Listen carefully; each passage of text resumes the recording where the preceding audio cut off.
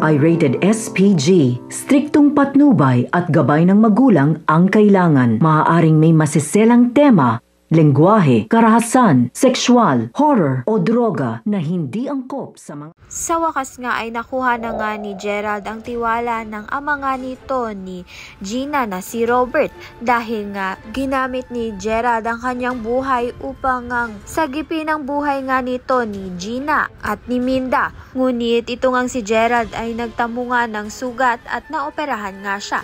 Ngunit mabuti na nga lang na andyan nga itong si Gina upang ang alagaan nitong si Gerald.